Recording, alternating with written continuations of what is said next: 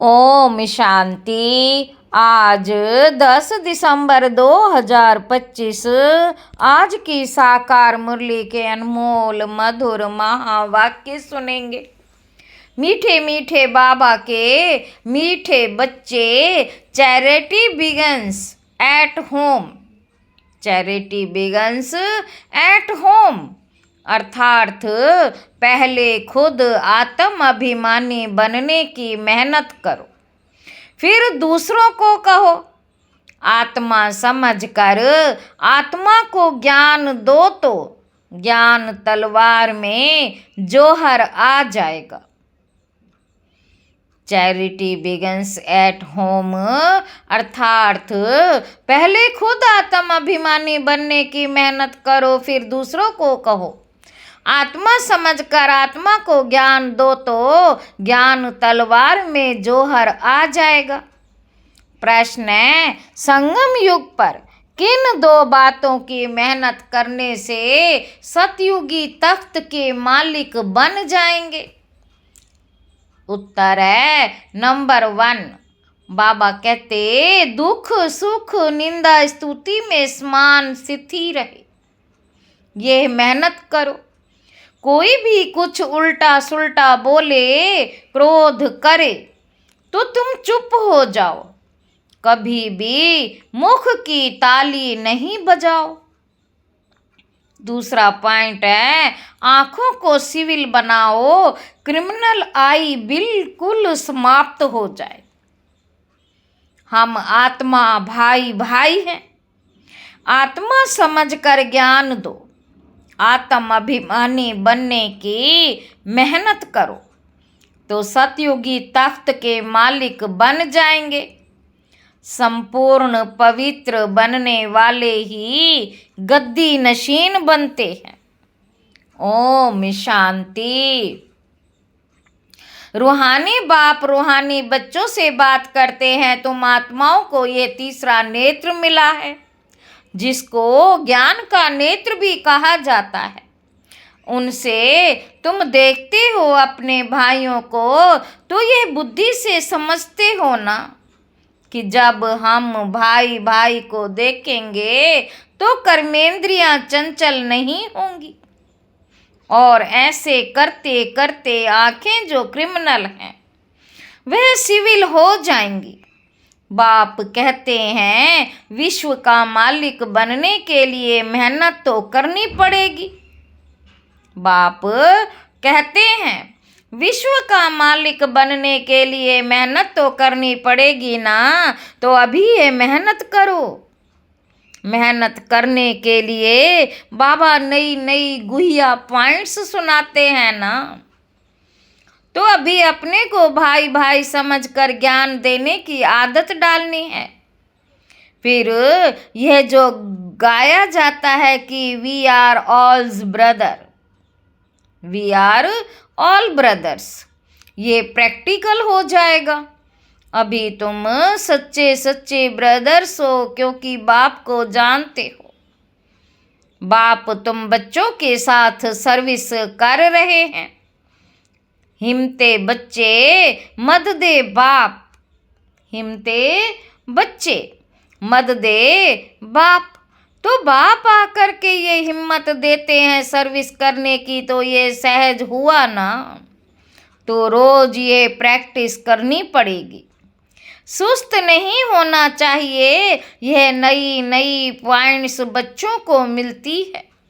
बच्चे जानते हैं कि हम भाइयों को बाबा पढ़ा रहे हैं, हम भाइयों को बाबा पढ़ा रहे हैं, आत्माएं पढ़ती हैं। ये रूहानी नॉलेज है, इसे स्पिरिचुअल नॉलेज कहा जाता है।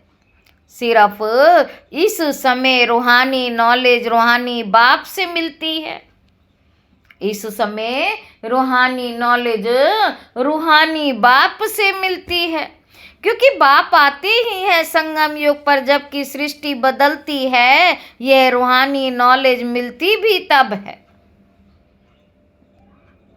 जब सृष्टि बदलने वाली है। बाप आकर यही तो रूहानी नॉलेज देते हैं कि अपने को आत्मा समझो, आत्मा नंगी अशरीरी आई थी, यहाँ फिर शरीर धारण करती है। शुरू से अब तक आत्मा ने 84 जन्म लिए।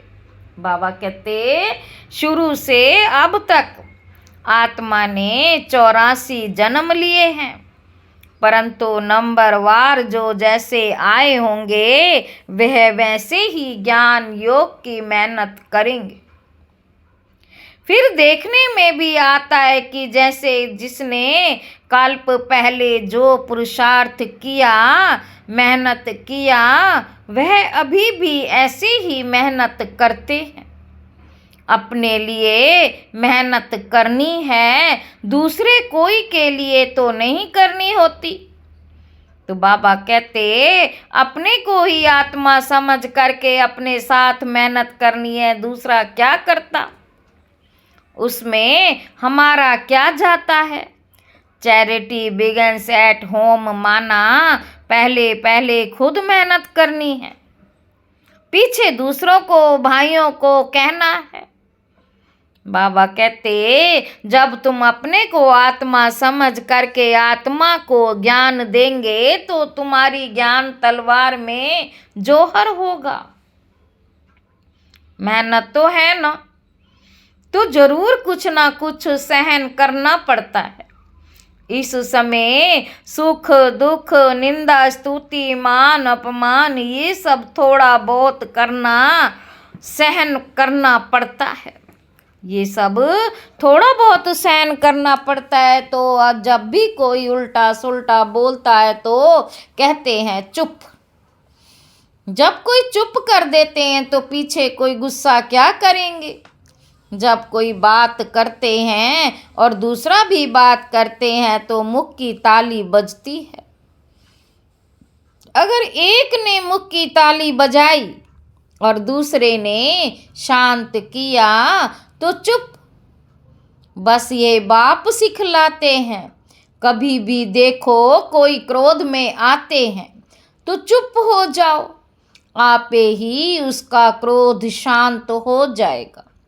दूसरी ताली बजेगी नहीं, अगर ताली से ताली बजी तो फिर गड़बड़ हो जाती है। इसलिए बाप कहते हैं बच्चे कभी भी इन बातों में ताली नहीं बजाओ, ना विकार की, ना काम की, ना क्रोध की। बाबा कहते बच्चों को हर एक का कल्याण करना ही है। इतने जो सेंटर्स बने हुए हैं, किस लिए? इतने जो सेंटर्स बने हुए हैं किस लिए? कल्प पहले भी तो ऐसे सेंटर्स निकले होंगे। देवों का देव बाप देखते रहते हैं कि बहुत बच्चों को ये शौक रहता है कि बाबा सेंटर्स खोलूं। हम सेंटर्स खोलते हैं, हम चर्चा उठाएंगे तो दिन प्रतिदिन ऐसे होते जाएंगे, क्योंकि जितना विनाश के दिन नज़दीक होते जाएंगे उतना फिर इस तरफ भी सर्विस का शौक बढ़ता जाएगा। अभी बाप दादा दोनों इकट्ठे हैं तो हर एक को देखते हैं कि क्या पुरुषार्थ करते हैं, क्या पद पाएंगे, किसका पुरुषार्थ उत्तम है, किसका मध्यम, किसका कनिष्ठ है। बाबा पूछ रहे हैं, वह तो देख रहे हैं। टीचर भी स्कूल में देखते हैं कि स्टूडेंट्स किस सब्जेक्ट में ऊपर नीचे होते हैं। टीचर स्कूल में भी देखते हैं कि स्टूडेंट्स किस सब्जेक्ट में ऊपर नीचे होते हैं। यहाँ भी ऐसे ही है, कोई बच्चे अच्छी तरह से अटेंशन देते तो अपने को ऊंचा समझते हैं, कोई समय फिर भूल करते, याद में नहीं रहते तो अपने को कम समझते हैं। ये स्कूल है ना। बच्चे कहते हैं बाबा हम कभी कभी बहुत खुशी में रहते हैं, कभी कभी खुशी कम हो जाती है। तो बाबा अभी समझाते रहते हैं कि अगर खुशी में रहना चाहते हो तो मन मना भव, अपने को आत्मा समझो और बाप को भी याद करो। सामने परमात्मा को देखा तो वो अकाल तख्त पर बैठा हुआ है। परमात्मा को देखो तो वो अकाल तख्त पर बैठा हुआ है, ऐसे भाइयों की तरफ भी देखो। अपने को आत्मा समझ करके फिर भाई से बात करो। भाई को हम ज्ञान देते हैं, बहन नहीं, भाई भाई। आत्माओं को ज्ञान देते हैं। अगर ये आदत तुम्हारी पड़ जाएगी तो तुम्हारी जो क्रिमिनल आई है, जो तुमको धोखा देती है, वे आहिस्ता आहिस्ता बंद हो जाएगी। आत्मा आत्मा में क्या करेगी? जब देह अभिमान आता है तब गिरते हैं। बाबा कहते जब देह अभिमान आता है तो गिरते हैं। बहुत कहते हैं बाबा हमारी क्रिमिनल आई है, अच्छा क्रिमिनल आई को अभी सिविल आई बनाओ। बाप ने आत्मा को दिया ही है तीसरा नेत्र। तीसरे नेत्र से देखेंगे तो फिर तुम्हारी देह को देखने की आदत मिट जाएगी। बाबा बच्चों को डायरेक्शन तो देते रहते हैं, इनको ब्रह्मा को भी ऐसे भी कहते हैं। ये बाबा भी देह में आता, ये बाबा भी देह में आत्मा को देखेंगे तो इसको ही कहा जाता है रूहानी नॉलेज। बाबा भी देह में आत्मा को देखेंगे तो इसको ही कहा जाता है रूहानी नॉलेज। देखो पद कितना ऊंचा पाते हैं, जबरदस्त पद है। तो पुरुषार्थ भी ऐसा करना चाहिए। बाबा भी समझते हैं कल्प पहले मुआफिक सबका पुरुषार्थ चलेगा। कोई राजा रानी बनेंगे, कोई प्रजा में चले जाएंगे। तो यहाँ जब बैठकर योग भी करवाते हैं तो अपने को आत्मा समझ करके दूसरे की भी भ्रुकुटी में आत्मा को देखते रहेंगे तो फिर उसकी सर्विस अच्छी होगी। जो देही अभिमानी होकर बैठते हैं वो आत्माओं को ही देखते हैं। इसकी खूब प्रैक्टिस करो। अरे ऊंच पद पाना है तो कुछ तो मेहनत करेंगे ना। अरे ऊंच पद पाना है तो कुछ तो मेहनत करेंगे ना। तो अभी आत्माओं के लिए यही मेहनत है। बाबा कहते ये रूहानी नॉलेज एक ही दफ़ा मिलती है और कभी भी नहीं मिलेगी, ना कलयुग में ना सतयुग में, सिर्फ संगम में, सो भी ब्राह्मणों को। ये पक्का याद कर लो, जब ब्राह्मण बनेंगे तब देवता बनेंगे। ब्राह्मण ही नहीं बने तो फिर देवता कैसे बनेंगे? बाबा कहते इस संगम युग में ही ये मेहनत करते हैं और कोई समय में ये नहीं कहेंगे कि अपने को आत्मा, दूसरे को भी आत्मा समझ उसको ज्ञान दो। बाप जो समझाते हैं उस पर विचार सागर मंथन करो, जज करो कि क्या ये ठीक है, हमारे फायदे की बात है। हमको आदत पड़ जाएगी कि बाप की जो शिक्षा है सो भाइयों को देना है, फीमेल को भी देना है तो मेल को भी देना है। देना तो आत्माओं को ही। आत्मा ही मेल फीमेल बनी है, बहन भाई बनी है। आत्मा ही मेल फीमेल बनी है, भाई बहन बनी है। बाप कहते मैं तुम बच्चों को ज्ञान देता हूँ, मैं बच्चों की तरफ आत्माओं को देखता हूँ, बच्चों की तरफ आत्माओं को देखता हूँ। और आत्माएं भी समझती हैं कि हमारा परमात्मा जो बाप है वे ज्ञान देते हैं तो इसको कहेंगे ये रूहानी अभिमानी बने हैं। इसको ही कहा जाता स्पिरिचुअल ज्ञान की लेन देन आत्मा की परमात्मा के साथ। तो ये बाप शिक्षा देते कि जब भी कोई विजिटर आदि आते हैं तो अपने को आत्मा समझ आत्मा को बाप का परिचय देना है। आत्माओं में ज्ञान है, शरीर में नहीं, तो उनको भी आत्मा समझकर ज्ञान ही ज्ञान देना है। उनको भी आत्मा समझ करके ही ज्ञान देना है, उससे उनको भी अच्छा लगेगा। जैसे कि ये जौहर है तुम्हारे मुख में, इस ज्ञान की तलवार में जौहर भर जाएगा। क्योंकि देही अभिमानी होते हो ना, तो यह भी प्रैक्टिस करके देखो। बाबा कहते जज करो, यह ठीक है। और बच्चों के लिए भी ये कोई नई बात नहीं है, क्योंकि बाप समझाते ही सहज करके हैं। चक्र लगाया, अब नाटक पूरा होता है। अभी बाबा की याद में रहते हैं, तमो प्रधान से सतो प्रधान बन, सतो प्रधान दुनिया का मालिक बनते।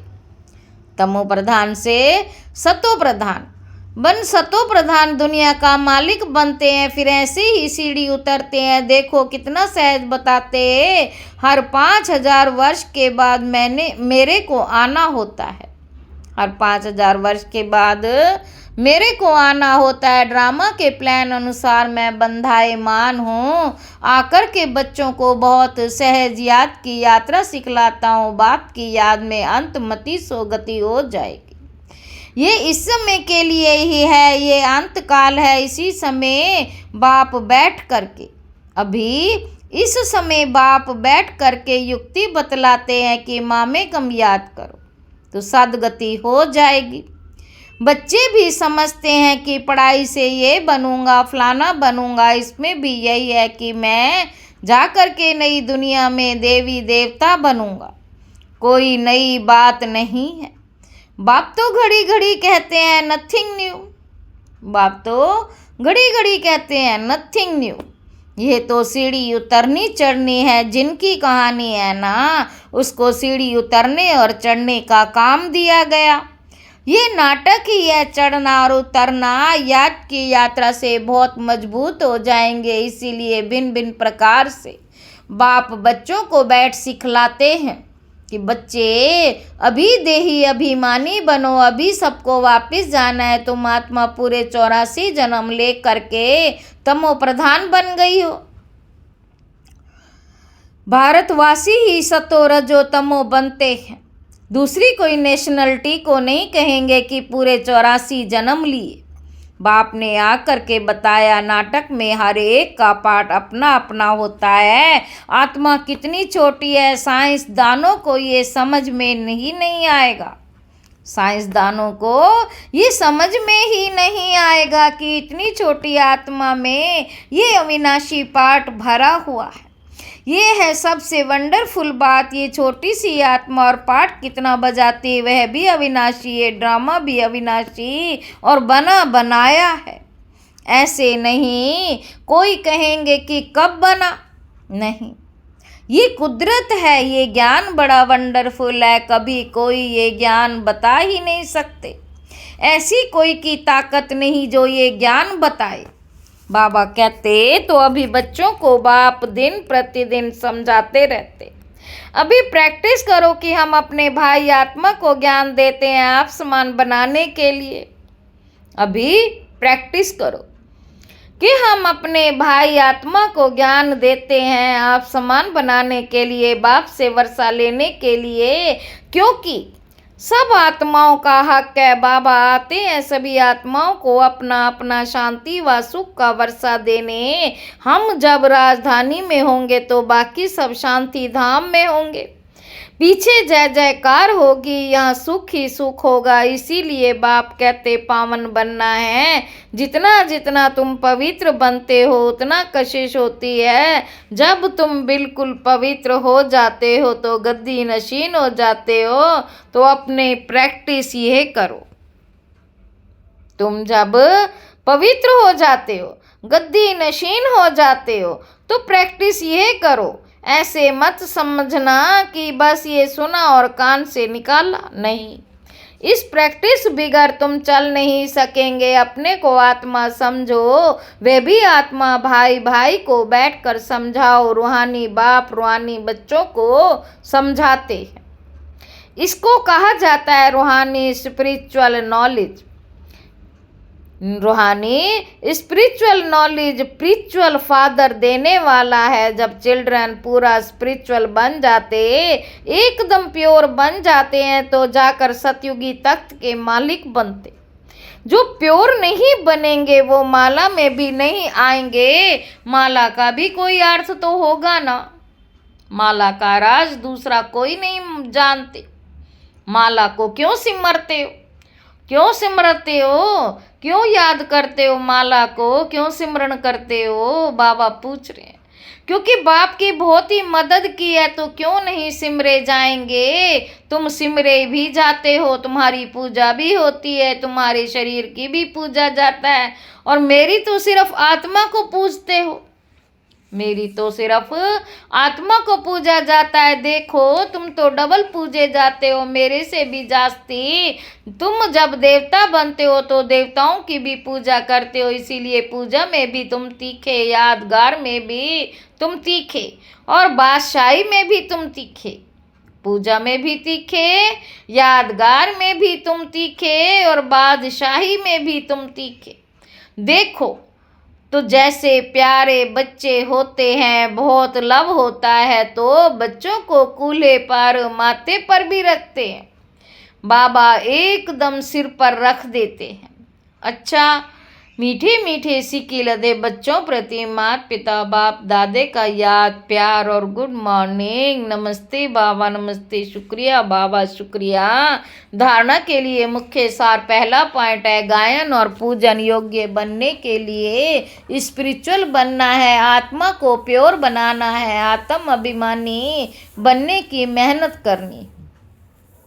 दूसरा पॉइंट है मन मनाभाव के अभ्यास द्वारा अपार खुशी में रहना है, स्वयं को आत्मा समझकर आत्मा से बात करनी है, आंखों को सिविल बनाना है। वरदान है मास्टर रचयिता की स्टेज द्वारा आपदाओं में भी मनोरंजन का अनुभव करने वाले संपूर्ण योगी भाव। मास्टर रचयिता की स्टेज पर स्थित रहने से बड़ी आपदा एक मनोरंजन का दृश्य अनुभव होगी। जैसे महाविनाश की आपदा को भी स्वर्ग के गेट खुलने का साधन बताते हो, ऐसे किसी भी प्रकार की छोटी बड़ी समस्या व आपदा मनोरंजन का रूप दिखाई दे। हाय हाय के बजाय ओ हो शब्द निकले, दुख भी सुख के रूप में अनुभव हो, दुख भी सुख के रूप में अनुभव हो, दुख सुख की नॉलेज होते हुए भी उसके प्रभाव में ना आए, दुख को भी बलिहारी सुख के दिन आने की समझे, तब कहेंगे संपूर्ण योगी। स्लोगन है दिल तख्त को छोड़ साधारण संकल्प करना, अर्थात धरनी में पांव रखना, अव्यक्त इशारे। अब संपन्न व कर्मातीत बनने की धुन लगाओ, कर्म करते तन का भी हल्कापन, मन की स्थिति में भी हल्कापन, कर्म की रिजल्ट मन को खींच ना ले। जितना ही कार्य बढ़ता जाए उतना ही हल्कापन भी बढ़ता जाए। कर्म अपनी तरफ आकर्षित नहीं करे, लेकिन मालिक होकर कर्म कराने वाला करा रहा है और करने वाले निमित्त बनकर कर रहे हैं। ये अभ्यास बढ़ाओ तो संपन्न कर्मातीत सहजी बन जाएंगे। अच्छा, ओम शांति।